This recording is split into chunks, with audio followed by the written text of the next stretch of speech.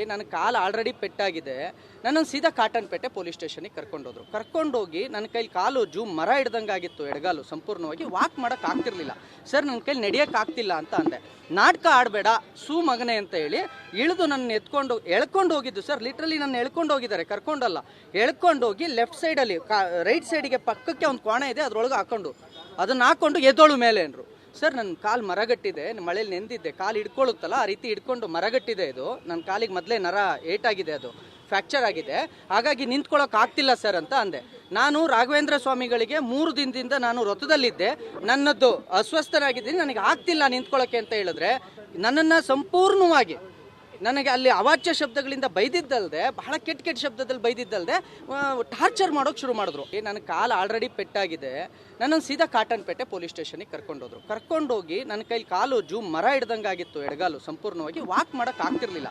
Sir ನನ್ನ ಕೈಲಿ ನಡೆಯೋಕೆ ಆಗ್ತಿಲ್ಲ ಅಂತ ಅಂದೆ.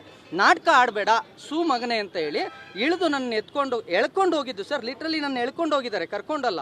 ಎಳ್ಕೊಂಡೋಗಿ ಲೆಫ್ಟ್ ಸೈಡಲ್ಲಿ ರೈಟ್ ಸೈಡಿಗೆ ಪಕ್ಕಕ್ಕೆ ಒಂದು ಕೋಣೆ ಇದೆ, ಅದ್ರೊಳಗೆ ಅದನ್ನು ಹಾಕೊಂಡು ಎದ್ದೋಳು ಮೇಲೆ ಅಂದರು.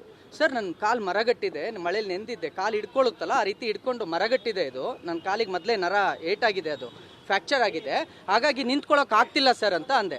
ನಾನು ರಾಘವೇಂದ್ರ ಸ್ವಾಮಿಗಳಿಗೆ 3 ದಿನದಿಂದ ನಾನು ವ್ರತದಲ್ಲಿದ್ದೆ, ನನ್ನದು ಅಸ್ವಸ್ಥನಾಗಿದ್ದೀನಿ, ನನಗೆ ಆಗ್ತಿಲ್ಲ ನಿಂತ್ಕೊಳ್ಳೋಕೆ ಅಂತ ಹೇಳಿದ್ರೆ ನನ್ನನ್ನು ಸಂಪೂರ್ಣವಾಗಿ ನನಗೆ ಅಲ್ಲಿ ಅವಾಚ್ಯ ಶಬ್ದಗಳಿಂದ ಬೈದಿದ್ದಲ್ದೆ, ಬಹಳ ಕೆಟ್ಟ ಶಬ್ದದಲ್ಲಿ ಬೈದಿದ್ದಲ್ದೆ ಟಾರ್ಚರ್ ಮಾಡೋಕೆ ಶುರು ಮಾಡಿದ್ರು.